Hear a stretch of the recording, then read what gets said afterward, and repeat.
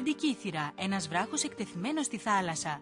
Ένα νησί μοιρασμένο σε 3 πελάγη, το Ιόνιο, το Αιγαίο και το Κρητικό.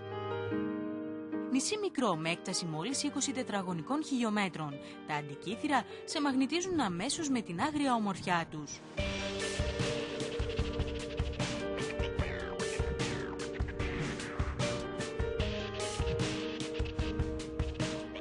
Η Καμαρέλα είναι το πιο πολύ φωτογραφημένο σημείο του νησιού. Οι απότομοι και επιβλητικοί βράχοι που ξεπηδούν μέσα από τα καταγάλανα νερά του Αιγαίου μοιάζουν με περίτεχνο γλυπτό που σχεδίασε η φύση. Ονομάστηκε Καμαρέλα γιατί έχει ορισμένα βράχια τα οποία δείχνουν ότι εκεί σαν καμαρέλα φαίνεται, ας πούμε. Έχει μια τρυπητή πέτρα που από τα παλιά χρόνια την ονομάσανε Καμαρέλα.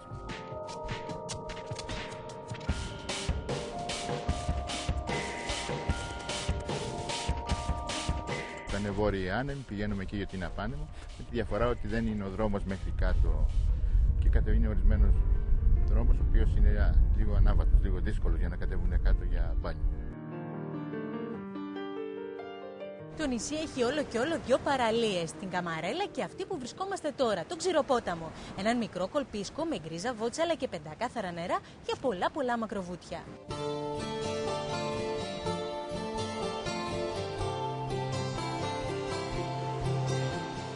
Μεγαλύτερη από όλες τις παραλίες.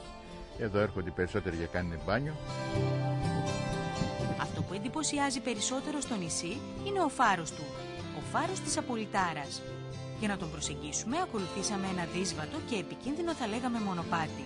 Η θέα του μας εξέπληξε.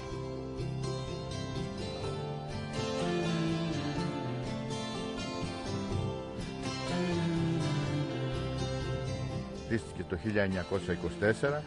Εν συνεχεία ο πρώτος φαροφύλακας ήταν κάποιος φιλοσοφός, ο οποίος ήταν Ρώσος, ο οποίος μετά παντρεύτηκε εδώ με κάποια δικηθήρια. Έχει ύψος 36 μέτρα ύψος και είναι ένα από τους μεγαλύτερους φάρους της Ελλάδος.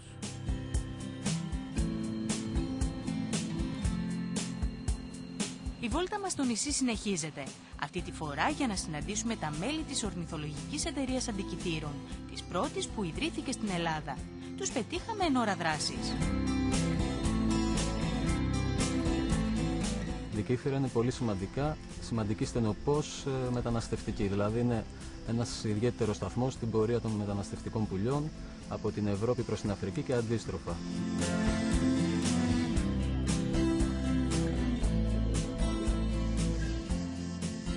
Η παρατήρηση της μετανάστευσης γίνεται εδώ πέρα με 2 τρόπους. Ο ένας τρόπος είναι η απευθείας παρατήρηση αρπακτικών και άλλων μεγαλόσωμων πουλιών που περνάνε, τα οποία και καταγράφονται. Και ο δεύτερος τρόπος είναι οι δακτυλιώσεις πουλιών. Στα Αντικήθυρα έχουν καταγραφεί μέχρι σήμερα περισσότερα από 217 διαφορετικά είδη πουλιών, εκ των οποίων μάλιστα τα 100 έχουν δακτυλιωθεί από την Ορνηθολογική Εταιρεία. Πιάσαμε ένα πουλί στα δίχτυα λοιπόν. Και τώρα θα κάνουμε τη διαδικασία της δακτυλίωσης. Θα πάρουμε κάποια μορφομετρικά στοιχεία και θα το αφήσουμε ελεύθερο. Είναι ένας θαμνοφιλοσκόπος. Ένας σταθμός. Θαμνοφιλοσκόπος.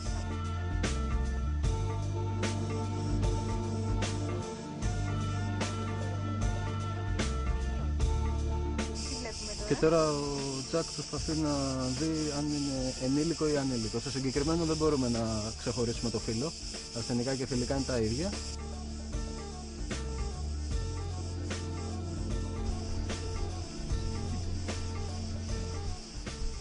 Και τώρα φυσάει τη κοιλιά του για να δει πόσο λίπος έχει και τη μυϊκή του μάζα. 6 είναι ο δείκτης λίπους και 2 είναι ο δείκτης μυϊκής μάζας.